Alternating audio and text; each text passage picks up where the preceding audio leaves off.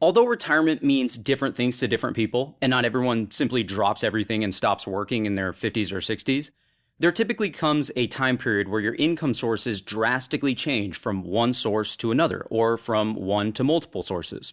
For most, this will be shifting from earning income from a career to then living off your own savings or potential pensions, or even passive income from real estate or businesses. During this phase of life is when you have the opportunity to capitalize on tax planning and reduce your lifetime tax bill substantially.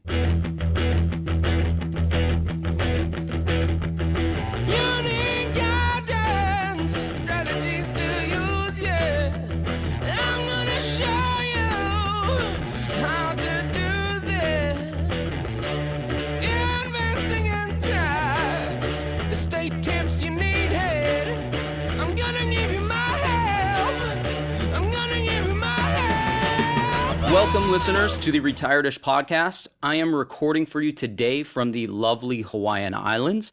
And today you're in for a holiday treat because we are talking taxes. And not like boring number crunching, but how to legally pay less than you need to. Because more often than not, most people overpay, whether they know it or not. This is my favorite stuff. I geek out on this. I think taxes are fun. I know I'm weird, but hey, someone's got to do it. Might as well be me. I'm your host, Cameron Valadez, Certified Financial Planner, and today I want to help you understand how you can do a little preparing ahead of time to make a huge impact on the amount of taxes that you'll pay, and not just today, but over the rest of your life. If you haven't noticed by now, this show is about planning. I know most of you have probably planned ahead for major events throughout your life, whether it's deciding what career path you want to take, what education you'll need. Maybe you plan for your wedding or your child's wedding, plan to move to another state, even planned a vacation, whatever the case is. And typically it's a lot of work, but well worth it in the end. Flying by the seat of your pants typically doesn't end up being very efficient and often costs you more money and stress as well. I've got news for you. Planning for a full-blown retirement, semi-retirement, or even exiting your business is no walk in the park either. But the benefits of doing so far outweigh most of the other major life events that you'll plan for, like I mentioned. Retirement planning is a major necessity, yet so many people don't plan enough or they simply don't start early enough. Think about when you were younger trying to figure out what you were going to do with your life. How much time, money, and effort was wasted because you didn't know exactly how you would pursue your career or your profession and had to make up a plan B or change course entirely. Maybe you started a business venture early on as an entrepreneur and you had to dive right in and figure things out on your own. It likely took several years for it to start working out for you and your family financially. Or maybe you relied on a partner or a spouse to support you while you finished something like higher education. When it comes to retiring in some shape or form, you likely won't have the same resources or opportunities that you had when you were younger. There aren't as many options when it comes to Plan B. You need to be ready. After all, you don't want to retire and then find yourself having to go back into the workforce doing something that you don't enjoy one day, since that would defeat the purpose of a fulfilling retirement, right? That's the root of what I'm getting at in today's episode. But I want to dive a little deeper into one of the components of holistic retirement planning, which is tax planning. Now, I'm sure taxes aren't your favorite topic, so I'll try to make it a little bit more interesting by sharing with you how to pay less than you need to, which sounds a little bit more fun. The first thing I want you to understand is that the tax code is massive and it's constantly changing. In fact, since about the year 2017, we've had numerous bills and acts passed through Congress that have had major impacts, especially for retirees.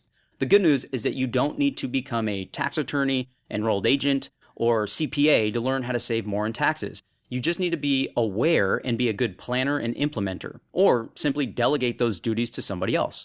While the internet and technology have put nearly every piece of information in existence in the palm of our hand, it's still very frustrating and confusing trying to figure out what exactly you can apply to your specific situation, since everyone is a bit different and unique. Google a tax strategy your friend told you about, and you'll get hundreds of thousands of results, likely more. Therefore, many people decide to defer anything and everything that has to do with taxes to their accountant or their tax professional. While these professionals are very important, I caution you against assuming that they will handle everything and be able to see what tax traps lie on the horizon. As I've mentioned in previous episodes, the vast majority of tax professionals simply prepare taxes, which is far different from tax planning. Tax planning is planning for what's to come, while preparing your taxes is reporting what recently happened already. More often than not, tax professionals are taking meticulous care in making sure what's happened already is being reported correctly to protect you and making sure you're settled up with good old Aunt Iris, which is my nickname for the IRS. In addition, many tax professionals come tax time are looking to save you as much as possible in taxes now. While that's great and it seems heroic at the time, that may not be good for you later. Tax planning is about reducing your overall tax bill over your entire lifetime. Sometimes it's better to pay the devil you know today and get a better benefit later when you may need it more. Tax preparers are essential and, again, still very important. And some tax professionals do, in fact, do great tax planning as well, but they are few and far between. Because of this, you need to be able to recognize this and make sure you are properly planning ahead for taxes to come, which will likely be your largest bill throughout retirement. One of the most opportune times to take advantage of the tax code we've been so kindly provided is before, during, and after the transition into your version of retirement. More specifically, when your primary income sources begin to shift. In practice, this time period typically lasts anywhere from 3 to 10 years or so, depending on your exact situation. This is primarily due to the fact that in the United States, between ages 62 and 70 are when most people are eligible to do things like claim Social Security, are Medicare eligible, they start taking pensions if they're fortunate enough to have one, and are the most common retirement years in general. Unless, of course, you sell a business earlier on or work in a civil service or a military capacity of some sort, so teachers, firemen, police, paramedics, etc. Not only that, but at ages 73 or 75, depending on the year you were born, you will also be required to start taking taxable distributions from any pre-tax retirement accounts you may own, such as things like 401ks, 403bs, 457 plans, or IRAs, for example. These are known as required minimum distributions, or RMDs for short. Basically, Aunt Iris says that you've been stashing away money and sheltering it from taxes for too long, and now they want their tax dollars. And lastly, for those of you out there who started investing in rental properties, maybe in your 30s or 40s, this might be a time period where your properties start to cash flow a little bit better because mortgages may start to become paid off. As you can see, there are many instances where income will be shifting and changing during these years. Some professional planners refer to these years as the gap years. These are precisely the years where, if you implement some clever strategies, you can begin saving money in taxes for the rest of your life, meaning more money for you to spend and enjoy in retirement and more preservation of wealth for a spouse or children. So let's dive into some examples of why tax planning makes so much sense at this time. I want to begin with Social Security and different income sources and how they're taxed. As I mentioned, age 62 is the earliest age in which most people can begin to collect Social Security. There are some exceptions for those of you who may have certain disabilities, and you can wait as long as age 70.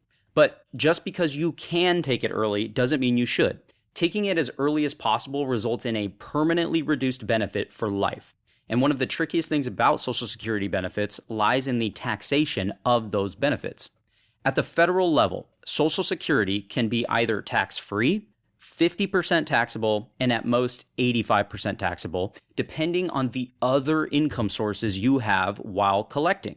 For example, if your benefit is, say, $2,500 per month, and only 50% of that benefit is taxable given your situation, then the IRS only considers $1,250 of that benefit as taxable income. And then you are taxed at your applicable tax rate on that $1,250.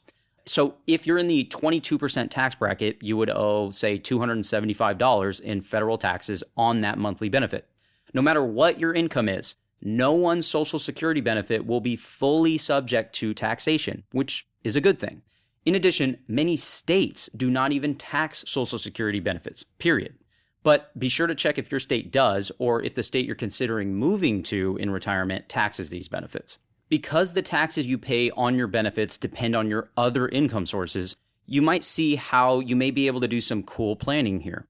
While there are many strategies to consider, I will just hit some of the more basic ones. The first is that if you have other assets or income sources like investments or a pension, let's say, you may consider deferring claiming your Social Security benefit longer up into age 70. This will do several things that can benefit you over and above taxes. First, it will allow your Social Security benefit to grow, guaranteed by our government. Because of that, when you do collect, you will have a larger amount of benefits that will also continue to get cost of living adjustments for inflation over the remainder of your retirement. So more guaranteed money and higher adjustments to help you combat inflation for a potential 20 to 30 year retirement. A powerful 1-2 punch. Delaying your benefits can also help preserve more of your wealth in the event that you were to predecease your spouse. This is because a surviving spouse is eligible to collect 100% of the benefit that the deceased was collecting before they pass, if it was higher than the surviving spouse's benefit. More income means that they may spend less out of assets that you both accumulated during your lifetimes, leaving more money, or more flexibility, I should say, for taxes and survivor and legacy planning. Now, when it comes to the tax benefits, if you use other assets to live on while delaying Social Security, you will have more flexibility on what type of income hits your tax return and therefore more control in what you'll pay. For instance, let's say you and your spouse were in the 22% tax bracket for several years before you decided to retire at age 63 and completely stop working and collecting a paycheck. You decide to delay Social Security and figure out a way to draw income from your retirement savings. You have some money in a 401k plan and your spouse maybe inherited some money from mom and dad, and now it's in their own personal non-retirement account, such as a trust account, for example. Again, you have no income sources right now, and the only income you would receive is via any withdrawals from one or both of these accounts. If you take from your pre-tax 401k, all of that income is subject to income taxes, similar to income received while you were working. Money you earn in the non-retirement account or the trust account in my example can be taxed multiple different ways depending on the types of investments that are held inside and that are generating that income. Some can be tax-free, some taxed at a lower, more preferred rate called a capital gain rate, and some taxed as income similar to the 401k. This is where we can get really creative. Assuming you have no other income, you're essentially starting from square one on the tax tables. Once you've determined how much money you will need to live on for your various bills and expenses, as well as some money for discretionary retirement spending or fun money, you can back into the tables and see what will happen tax-wise if you withdrew that amount of money from these accounts and plan accordingly. Let's go over some hypothetical examples to help make sense of this. Let's say you and your spouse are ages 60 and 63. You decide that you currently need around $70,000 in net income per year since the mortgage was recently paid off. Instead of immediately taking Social Security for income, you decide to strategically spend down from the assets that you've been saving and maybe inherited. You decide to draw the full $70,000 from the 401k, since that's why you've saved all those years into that account, to use it in retirement. Using the 2024 tax numbers for a married couple using the standard deduction and assuming no other income was coming in, you would owe around a little over $4,000 in taxes to the Fed, $4,000 to $5,000. For this example, we are ignoring any state taxes that might be owed. So in this case, in order to get a net $70,000 for spending money, you actually would need to take about $75,000 from the account, and you would owe, like I said, around $4,000 to $5,000 in federal taxes, again, ignoring state taxes. That leaves you with that rough $70,000 that you'll need. That's around 6.5% in federal taxes, which is extremely low, which is a good thing. But can we get it lower? What if we kept it easy and simply took half from the inherited non-retirement money and half from the 401k? What would be the difference? Well, using the same 2024 filing tax metrics as before, if you took $35,000 from the 401k and $35,000 from the non-retirement account, so still $70,000 total, you would hypothetically owe a few $100s in taxes to the Fed. That's compared to $5,000 using the previous method. In fact, what's so interesting about this is that if, say, you inherited that non-retirement account money years ago and had invested it in the meantime, And at the time you go to withdraw some of it, it was full of capital gains because you made a good investment, the timing happened to be great, and you've earned some money on that investment. You could still recognize that same $35,000, even if it was pure gains, and not actually owe any taxes on those gains in that example. So to put this in perspective, so far, we're getting money out of pre-tax retirement accounts, paying extremely little in taxes, not even 1% in that example, paying no capital gains taxes on our gains, reducing the pre-tax retirement account balance, which will help with RMDs later on down the road since they will be lower in our mid or early to mid 70s, and allowing us to delay Social Security or a pension for a bigger benefit. So hopefully now you're starting to see the power of this kind of preparation. To make this even more fun, again, using my same metrics in the previous example, filing married in 2024, you could technically not take any withdrawals from your retirement account because maybe you don't have one, and instead use this time to sell maybe an appreciated asset, possibly shielding up to nearly $125,000 in capital gains from federal taxation. The same could be said for other assets you may have, such as some stock or something you've held for years that's been very successful and has significant gains. Maybe these are restricted stock units or stock options that you exercised previously that you received from your previous employer, or just an investment that you made earlier in life. This is because long-term capital gains are taxed at preferential rates and because of how the tax tables and the standard deduction works. If you haven't already, you can use the link in today's show notes to sign up for our monthly newsletter where we are going to include a bonus tax cheat sheet for 2024 taxes so you can see the numbers for yourself. These are just some basic hypothetical examples. There's many, many more. Your situation and tax outcomes will be unique to you, of course. There's actually so many different ways to think about this and opportunities that will arise depending on the types of assets that you have at your disposal, how they are invested, and what your plans are with them in the long run. The main thing I want you to take away from all this is that in order to have options like this in retirement, you have to do this planning years in advance, not during the 2 months before you retire. So let's take a step back and say you didn't do any of this planning and simply went ahead and applied for Social Security when you retired at age 63 to supplement some of your withdrawals from your 401k because this was the easiest thing to do. It's the easy button. In this case, you've now turned the faucet on and the handle breaks. That income from Social Security is coming in and you can't control it any longer. Yeah, you feel great because now you have income to live on and you feel confident since you don't need to withdraw as much money from your retirement savings. However, the possible issue that crops up is that now you are taking Social Security and another income source.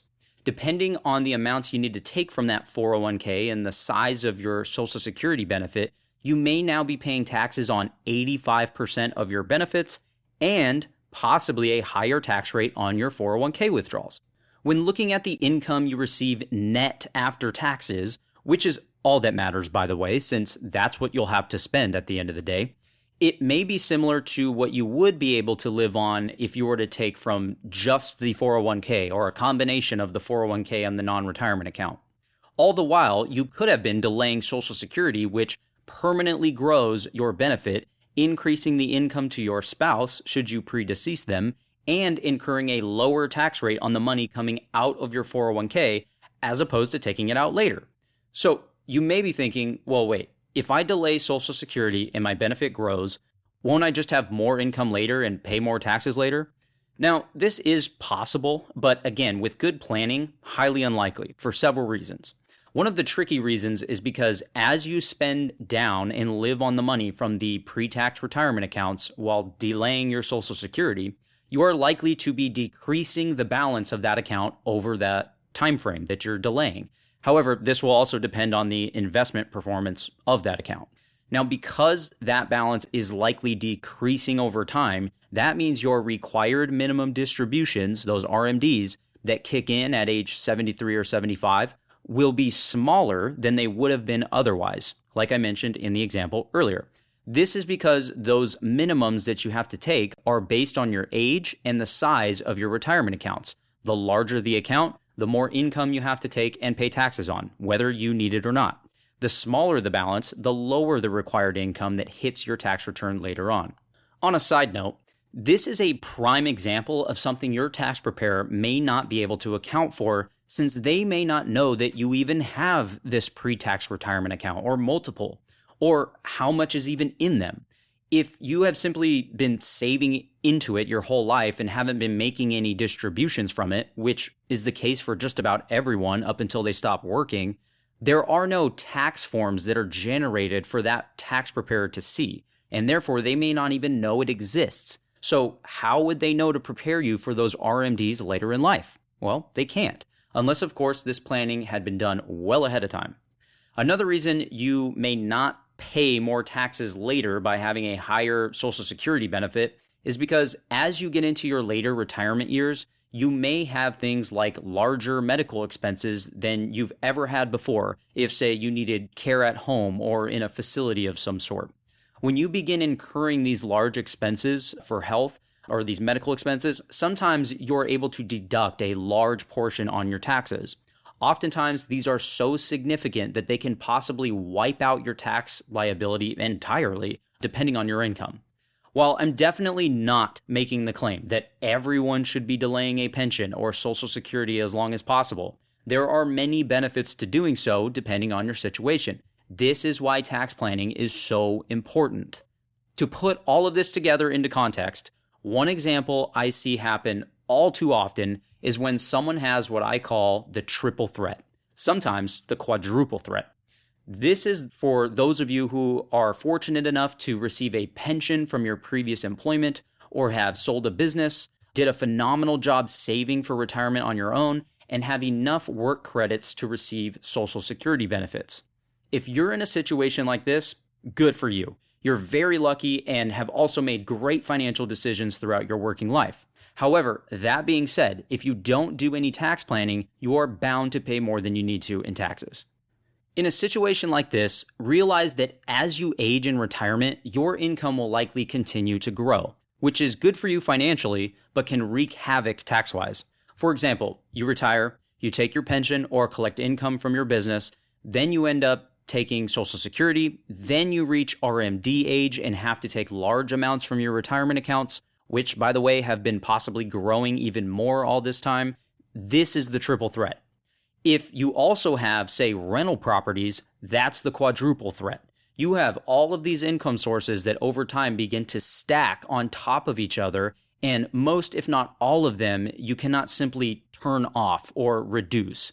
Once you get to the point where you are collecting income from all of them, you are left with little to no flexibility when it comes to taxes. Sometimes it's more income than you need, but it won't matter. You'll still be forced to pay taxes on that additional money coming in.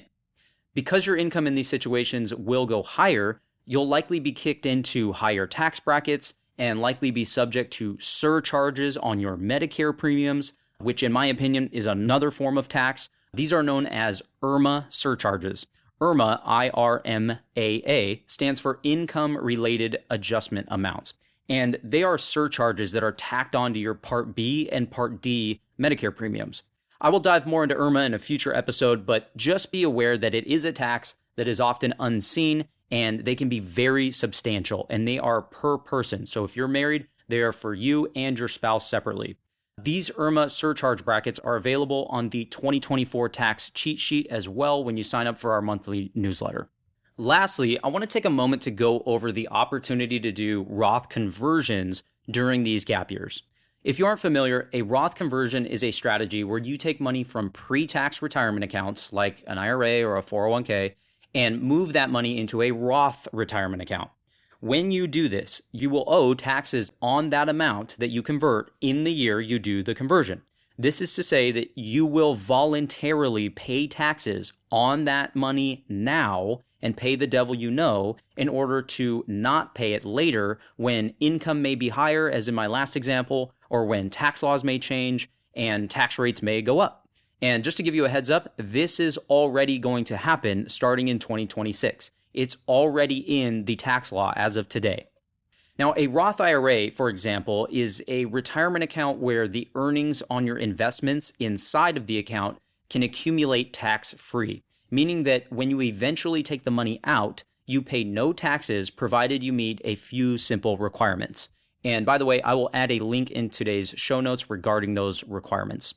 In addition, because no taxes are owed on distributions from these accounts, they also don't have those required minimum distributions, or RMDs, which means more flexibility in controlling your taxable income in retirement. Roth accounts are very powerful. So you may be wondering, when are those opportune times to do these Roth conversions during our gap years? Well, let me give you a basic example. If, let's say, you did some retirement planning in the years, not months, leading up to retirement, and you saved some cash to live on in your first couple years of retirement, you theoretically would again have no income to report in that first year of retirement or the following calendar year after you retire. You could use this as an opportunity to implement sizable Roth conversions and pay the taxes owed because you can control how much you will pay. For example, you may decide to do a Roth conversion up to the top of the 12% federal tax bracket, which is a historically low tax rate, which would all be reported as income in that year that you converted. However, that would be your only taxable income that year, which in 2024 could be as much as $123,500, or more actually, depending on your specific tax deductions. Even then, the tax rates are marginal, so you theoretically would only pay around 8 to 9% in total federal taxes in that hypothetical scenario. Although you are paying taxes, in this situation, you would be paying, like I said, 8 to 12% versus possibly 20 to 30+% in taxes later in life, not to mention certain things like Medicare surcharges like I talked about before. This tax savings can amount to be in the tens, if not hundreds of thousands of dollars throughout the rest of your life. People, do not overlook these opportunities. Using this same example, instead of saving up cash before retirement, you may decide to live on money that maybe you inherited from a parent instead. Again, using that as leverage to do conversions and save money in taxes. There's lots of ways to look at this. Now, one final tip for you to take away from all of this is that if you do end up in a situation where you don't owe any taxes or a very minimal amount, that is not necessarily a good thing. That may mean that you are losing out on significant savings. For example, you could have a bunch of rental property and have so much in deductions that you pay almost no taxes and you feel proud of it. However, if you also have things like retirement accounts, again, you could possibly be doing things like Roth conversions and paying taxes now on purpose, however, at much lower rates than you or your family will inevitably pay if they were to inherit the accounts or if you were to take the money out later in life. Again, don't just consider taxes paid today, but over a lifetime. Saving in taxes is an enormous part of the wealth building and wealth preservation game. Don't overlook it and don't assume you are already doing everything possible. There are many strategies out there. Hopefully now you are more aware of these opportunities and will be ready to capitalize on them when the time comes. The best part is that you don't have to become a tax or retirement wizard to do any of this if this ain't your shtick. You can always delegate this to the professionals to help you implement, saving you time and money so you can enjoy retirement as intended. That does it for today's episode. There's a lot more when it comes to planning during the years surrounding your dream retirement. Remember that simply being aware is much more impactful than doing nothing at all. Educating yourself on what's available is just step one. Implementing is the necessary step and is paramount to keeping more of your hard-earned money. If you want more insight or help preparing your dream retirement and you want to keep Aunt Iris out of the cookie jar, feel free to reach out to us at retiredishpodcast.com or email us at info@retiredishpodcast.com. You can also ask a question to me personally that I will answer anonymously on a future episode. If you can spare a minute and find this information actionable and insightful, please subscribe to or follow the show on your podcast app and share it with a friend. If you'd like to learn more about the topics that we discussed on today's show in more detail, you can find links to the resources I mentioned earlier in the episode. We have provided those in the show notes that are right there on your podcast app, or you can find them at retiredishpodcast.com/34. Be sure to sign up for our monthly Retired-ish newsletter, where each month we discuss many of the topics we cover on the podcast and more relevant and up-to-date information surrounding the retirement landscape. Again, this can all be found at retiredishpodcast.com/34. Thanks again for tuning in and following along. See you guys next time on Retired-ish. Strategies to use, yeah. I'm gonna show you how to do this. Investing in tax, estate tips you need help.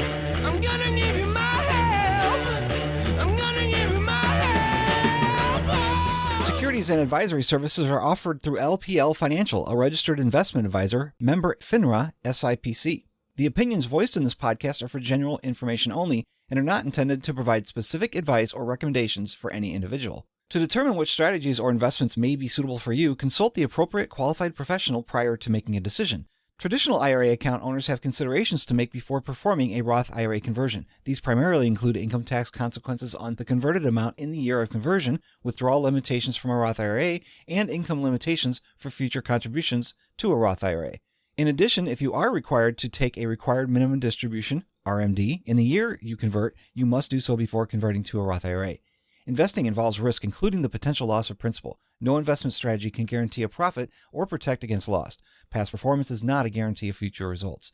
Bonds are subject to market and interest rate risk if sold prior to maturity. Bond values will decline as interest rates rise, and bonds are subject to availability and change in price.